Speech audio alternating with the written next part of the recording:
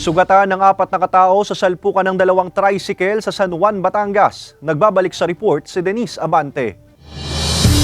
Palabas na sana sa isang parking area sa bahagi ng Barangay Mabalanoy, San Juan, Batangas ang tricycle na ito, magtatanghali kahapon ng masalpok ng isa pang tricycle na papasok sana sa naturang parking area. Nayupi ang harapan ng 2 tricycle sa salpukan habang sugatan ang 4 na kataong lula ng 2 tricycle, kabilang na ang mga driver nito. Sa investigasyon ng pulisya, nakita na raw ng tricycle driver na palabas ng parking area ang pakaliwang tricycle kaya tumigil na ito, ngunit hindi umano huminto ang paparating na tricycle kaya sila nagkabanggaan. Ini-expect niya na pagbibigyan siya ng yung vehicle 1. Pero yung vehicle 1 naman, natansya niya, natatamaan siya, babanggain siya, ay kaya tumigil na siya.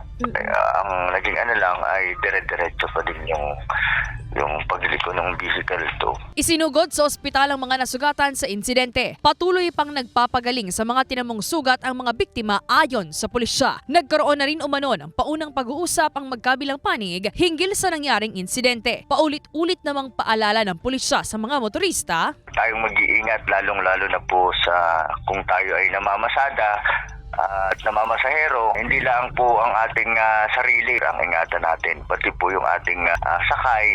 Dahan-dahan lang po sa pagpapatakbo sa kalsada kasi hindi po talaga natin alam ang mangyayari pag may dala tayong sasakyan. Sinisika pa ng GMA Regional TV Balitang Southern Tagalog na makuhanan ng pahayag ang mga biktima at ang mga driver ng 2 sasakyan. Denise Abante, Balitang Southern Tagalog.